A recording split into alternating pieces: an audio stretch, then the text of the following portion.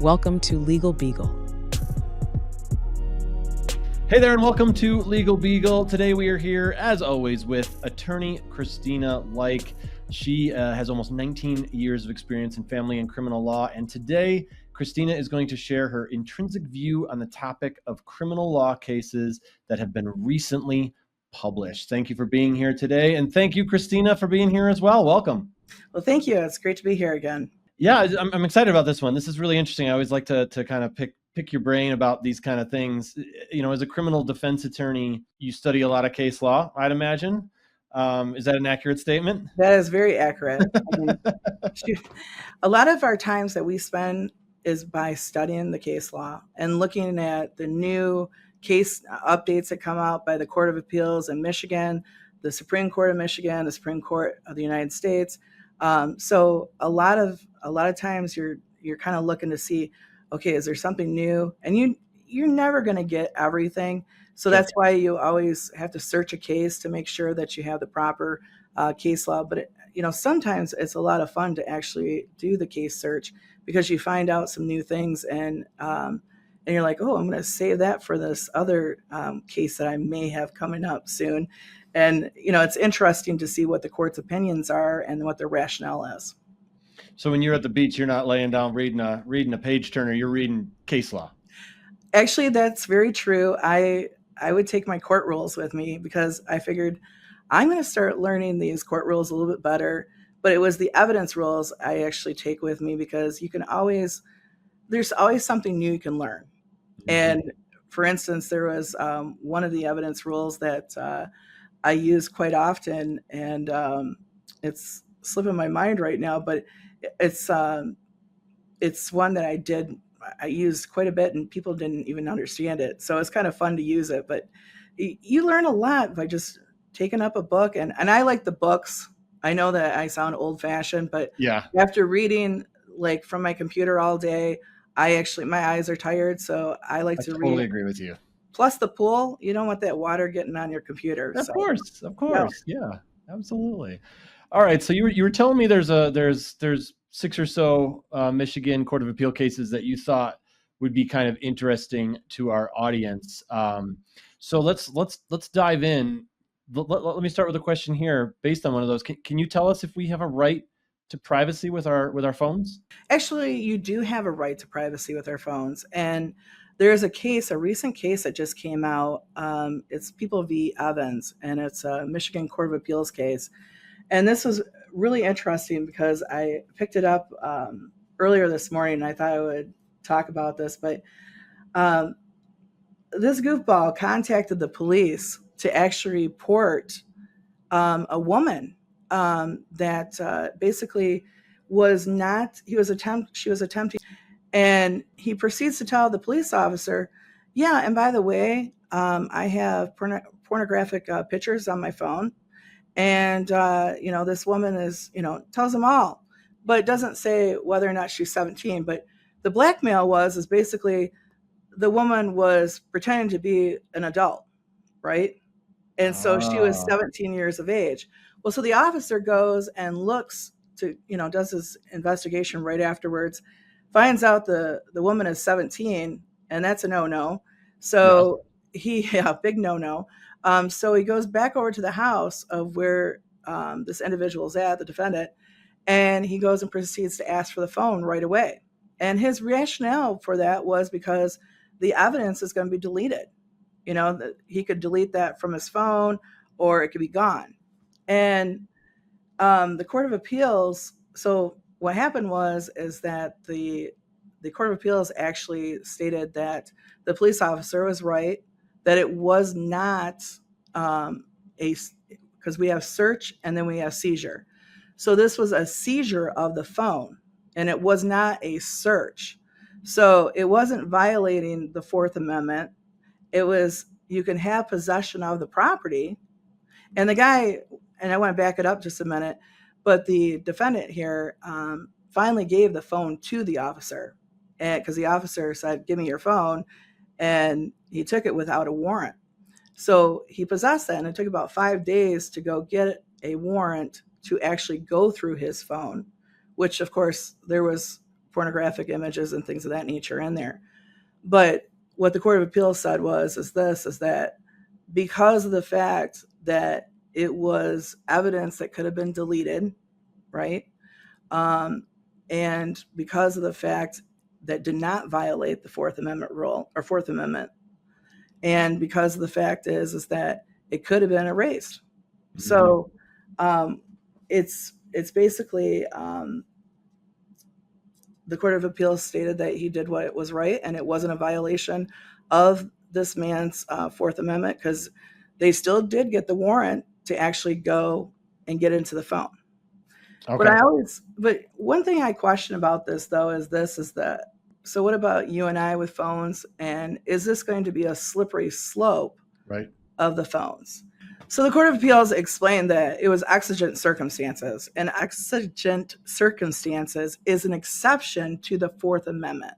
So again, because of the phone was going to be deleted, this is what the Court of Appeals said. There was exigent circumstances. It did not violate his Fourth Amendment rule or Fourth Amendment, and it wasn't a violation. Okay. Well, that's interesting. That's definitely interesting. I can see what you're saying about the slippery slope. For sure. It can be a slippery slope, because if you get stopped, and I always tell people, if the police officers ask for your phone, I mean, they don't have a right to see your phone. That's right. Your private stuff. And obviously you and I don't have those things on our phones, but I do not. You never know if somebody was sent something to you, or sure. or something happened, or you picked up the wrong phone, whatever. But one of the things I did think about is this really exigent circumstances? Because if you think about it, and I've been a defense attorney probably about 19 years now, and one of the things that the officers always tell me is that they can get anything that has been deleted on electronic devices. Yeah, I've heard that too. Right.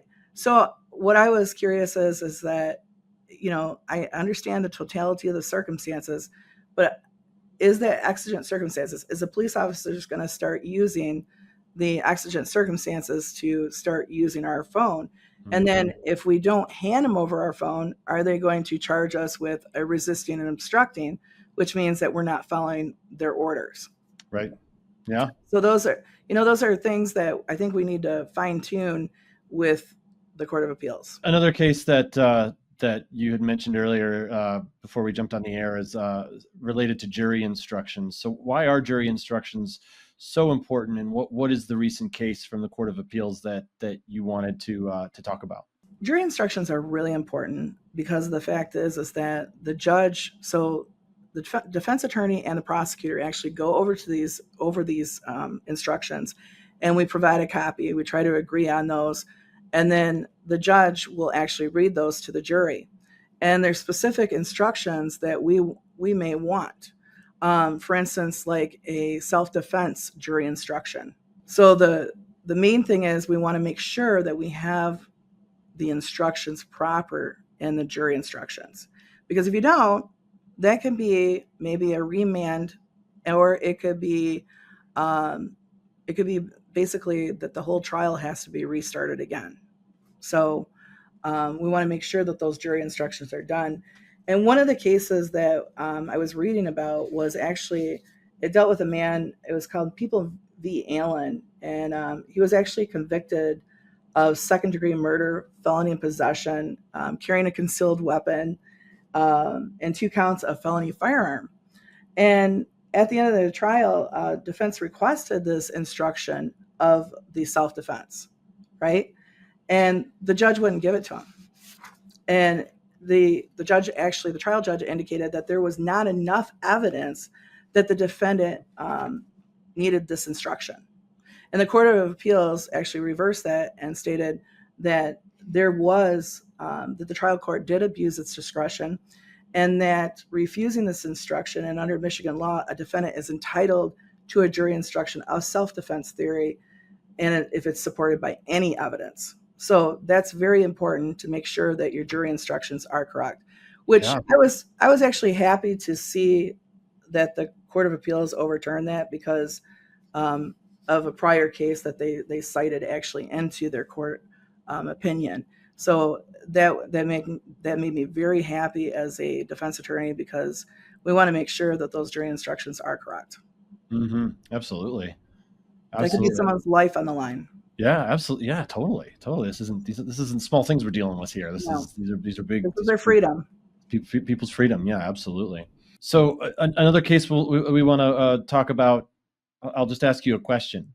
If an individual is pulled over by the police, can the passenger leave the vehicle? Well, that's kind of funny. No, I'm going to say no on this one Okay. because when a police officer pulls you over, like for a headlight being broken, and that's what we have in this People versus v. Lyons case. It was a Court of Appeals case that was published, and this case kind of struck me funny because what happens is the police officers pulling this individual over, the driver, and they're coming up to a stop. Now they're still rolling on that stop, and the back passenger guy in the back seat gets out of the vehicle while the car's still rolling, right? And he starts walking away.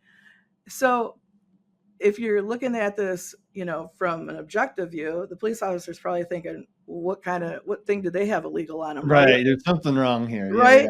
Yeah, But yeah. here's the thing: the police officer said, "Halt! Stop." And Mr. Allen, he didn't stop. He just kept on going. So what happened is he finally came back, but he was arrested. And when he was arrested, he actually the defense called it a Terry pat down, but it was not a Terry pat down.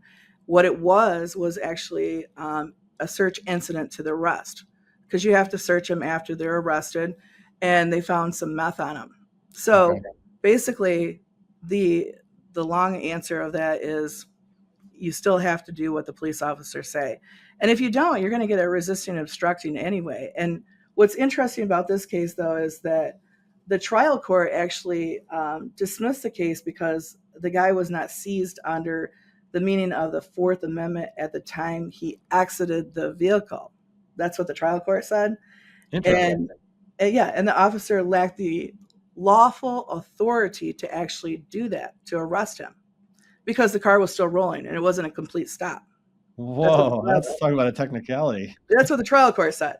And the Court of Appeals did not state that. In fact, they held that the officer's command for a defendant to remain with the vehicle, it was a search incident to arrest. And also, they talked about, too, the police officer's safety, too, as well. Of course, in yeah. that opinion. Seems like it would have been a better idea just to sit in the back seat and keep your mouth shut. But could you just imagine, though, the car rolling? I thought that was kind of, it was just struck me funny when I was reading that opinion. So I thought that was interesting. That is really interesting. It's hard to say what was going through the gentleman's mind, but definitely very interesting. All right. So I believe in one of the first episodes we did, you explained to the audience that when you're being questioned by the police, you are to remain quiet and ask for a lawyer. I remember you even had some stories of just like moments where you're just like, whoa, stop talking, and people end up just digging themselves into a hole. Is there a recent case from the Michigan Court of Appeals about asking for a lawyer? There is, and I really want to make sure that this is very profound today. Always say, I want my lawyer. That's the key words, right? So there is a case that came out with the Michigan Court of Appeals, and it's called People v. Burnett. And what happened is there was a man in Georgia, and the state of Georgia, and Michigan State Police, we call them MSP, they came to Georgia because they thought that he wanted to be cooperative and tell him some details about some crime that was happening over here in the state of Michigan. So they come to go and question him, and when they're questioning him, he says, I really want to be cooperative because my mom always says I need to be cooperative. But, I really believe I need a lawyer. I want my lawyer. And he kept talking about lawyer a little bit more. And then he said, something about lawyers are good. My mom always told me to get one. So about 22 minutes later, they come back and they're like, oh, do you want to call your mom? So they allow him to call his mom.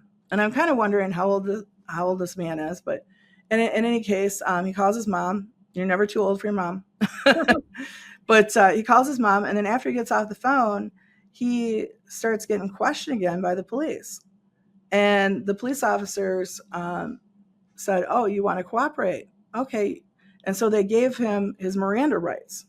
And everybody's heard of Miranda rights. It's Arizona versus Miranda, but those are the rights, the advice to remain silent and all the other rest of the rights that you hear always. We've all seen it in Law and Order right? 1,000 times. Absolutely. Well, they read those rights to him and he understands it and he's going to talk.